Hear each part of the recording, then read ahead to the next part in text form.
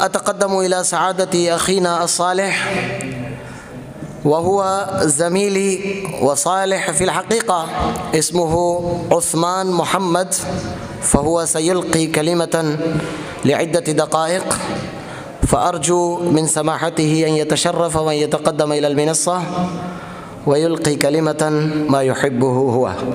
بسم الله الرحمن الرحيم.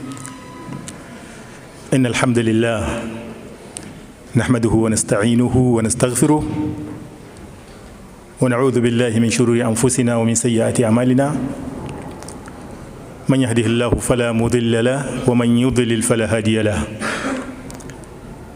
وأشهد أن لا إله إلا الله وحده لا شريك له، وأشهد أن محمدا عبده ورسوله.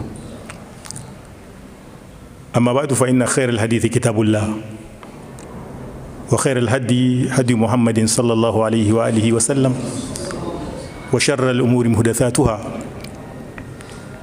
وكل محدثة بدعة، وكل بدعة ضلالة، وكل ضلالة في النار. ثم أما بعد، فالسلام عليكم ورحمة الله وبركاته. حقيقة سررت غاية السرور لتشرفنا أنا والإخوة الزملاء لزيارتنا لهذه القلعة العلمية المباركة بخصوص هذه المناسبة.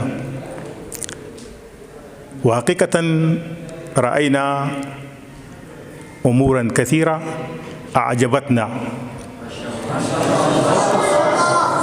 نظام طيب، طلبة معدون ومدربون تدريبا صحيحا. وكما يعلم الجميع أن مثل هذا العمل ومثل هذا الجهد الكبير من إعداد الطلبة وتدريبهم تدريبا موجها وهادفا من الأمور المهمة التي يحتاج إليها اليوم المجتمعات الإسلامية، بل والعالم الإسلامي ككل. ذلك أن المسلمين مضطهدون في كل مكان،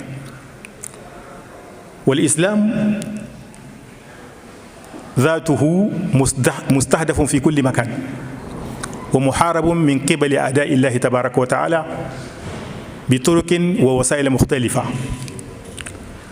فلا ينجي الأمة الإسلامية والشعب المسلم إلا الرجوع إلى اليقظة وإلى مثل هذه الأعمال الطيبة التي تلعب دورا كبيرا في تنشئة الشباب المسلم. الجيل الطيب الذي يفهم الإسلام ويقوم بالعمل به قلبا وقالبا. هذا العمل الطيب لا يمكن ولا يتأتى بحال من الأحوال كما قلت مسبقا إلا بمثل هذه البرامج وإعداد مثل هذه المدارس الهادفة بمناهجها وبرامجها لتؤدي رسالتها الميمونة. فأسأل الله تبارك وتعالى أن يجزي الأساتذة والمعلمين الذين يضحون بأوقاتهم وما أعطوا من العلم والفكر الطيب لتثقيف هؤلاء الشباب. كما أسأل الله تبارك وتعالى أن يجزي القائمين على هذه المدرسة وكذلك الذين يساهمون بما أعطاهم الله تبارك وتعالى ماديا ومعنويا لسير عجلة هذه المدرسة. وحقيقة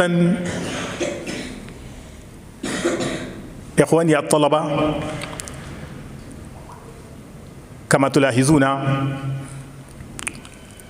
أن العلم له أهمية بالغة، كما سبق أن نوه كثير من الذين تحدثوا قبلي.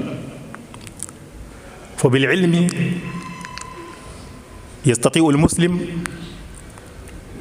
أن يتقدم عقيدة وعملا وسلوكا ومنهجا. وبالعلم يستطيع الشعب المسلم أن يطبقوا شريعة الله وأن يدافعوا عن كل ابتداءات يعني الأعداء. هذا العلم الذي سلكتم السبيل لاكتسابه، فأنتم في مكان ذي شرف ومرموق عند الله تبارك وتعالى. ولقد ثبت في السنة أن النبي عليه الصلاة والسلام قال: من سلك طريقا يلتمس فيه علما سهل الله به طريقا إلى الجنة. فأسأل الله تبارك وتعالى أن يسهل لنا ولكم الطريق إلى الجنة.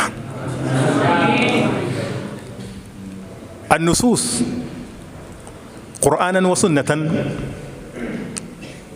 التي تدل على أهمية العلم لا تعد ولا تحصى كثرة، فلست بحاجة إلى أن أذكرها، لكن أود أن أقول: إذا تعلم الإنسان،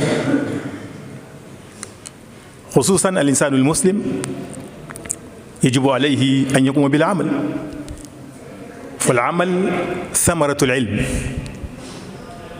فالعلم بلا عمل كشجرة بلا ثمر. لذلك علينا أن ننتبه لهذه القضية الخطيرة. فمن الأمور الفاشية في شبابنا وفي عالمنا الإسلامي التعلم والكلام الكثير، لكن العمل قليل. إذن فيجب علينا أن نطبق ما تعلمنا ونعمل بما علمنا الله تبارك وتعالى. وقل اعملوا فسيرى الله عملكم ورسوله والمؤمنون وستردون إلى عالم الغيب والشهادة فينبئكم بما كنتم تعملون. فلا أريد أن أطيل عليكم، فالكلمة جاءتني مفاجأة هكذا، يعني ما في استعداد أو ليس عندي استعداد مسبقا لها، فأعتذركم. وآخر دعوانا أن الحمد لله رب العالمين. سبحانك اللهم وبحمدك، أشهد أن لا إله إلا أنت، أستغفرك وأتوب إليك، والسلام عليكم ورحمة الله وبركاته.